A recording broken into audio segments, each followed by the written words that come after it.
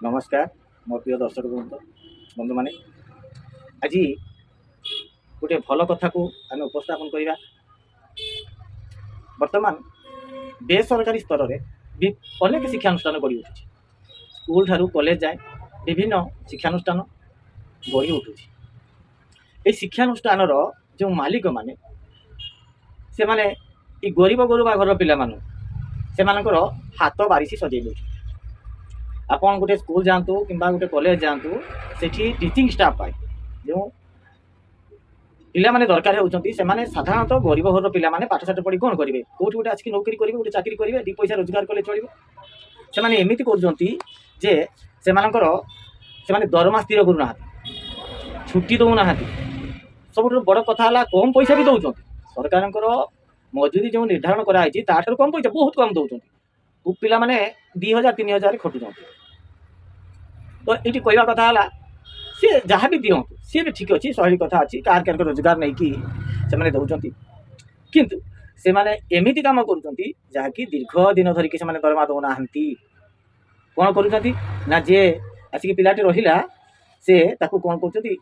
2 मास 3 मास थे दरमा दे। गोटे निकट रे गोटे कथा मोर घटना कहबार उद्देश्य हूँ निकट रे गोटे गरीब पिला सी गोटे स्कूल को जाइला से स्कूल रे सहित कथबार्ता कले सब ठीक है तापर से जॉइनिंग कला आज 26 तारीख हो गला 27 तारीख तो 2 मास पूर्व से 25 तारीख रे जॉइनिंग करथिला अद्यावधि विद्यालय तक दरमा देना मो पाखे से आसिक कहला एने घटना आई कहली एटा तो ठीक कथा नुहे अरे जड़े पिला रहिबो बाहर खाइबो कौन घर भड़ाटे जी तार गस्त खर्च अच्छी सी झील हो कि पुओ हो से नित्य दिनर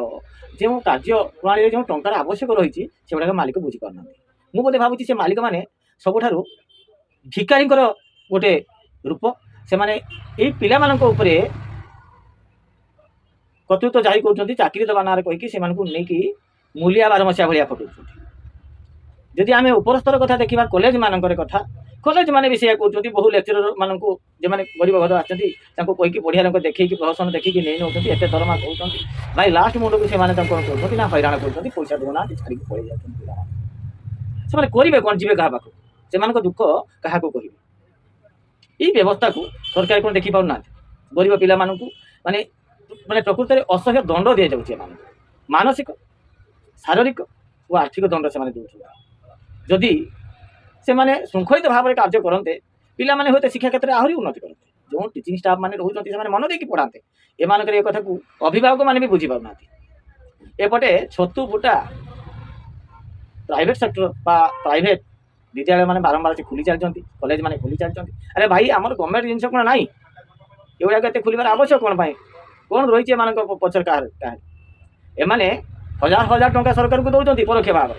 एक कथा कौन किए जापार जानते किए जानते सरकारी कर्मचारी मैंने जानते ना केते पछाड़िया पैसा नौ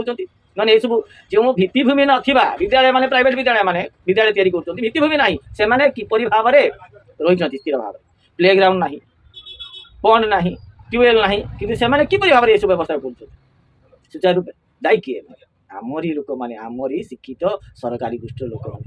दयाकोरी ये सब कार्य व्याहत रही मुझे बोधे खुशी हेबी समाज उपकृत हम गरीब पिला माने एटलिस्ट शांति रही पारे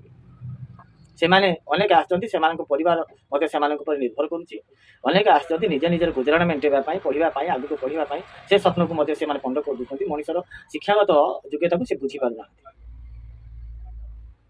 तो मुझे कहबी जो प्राइवेट व्यक्तिगत विद्यालय हो कॉलेज हो जो मैंने खुली से दयापूर्वक ठीक भाव में दिंतु अन्य पक्षे मुझे सरकार को नवेदन करी यार विहित कार्यानुष्ठान नि जाऊ एवं उपयुक्त पावना सहित ठीक समय से दक्षिणा बा दरम को दि जाऊ। अन्य पक्षे मुझे शिक्षित पुओ झी मानक एति कथा कहबी जदि तुम्हें माने कौन शिक्षानुष्ठान रोच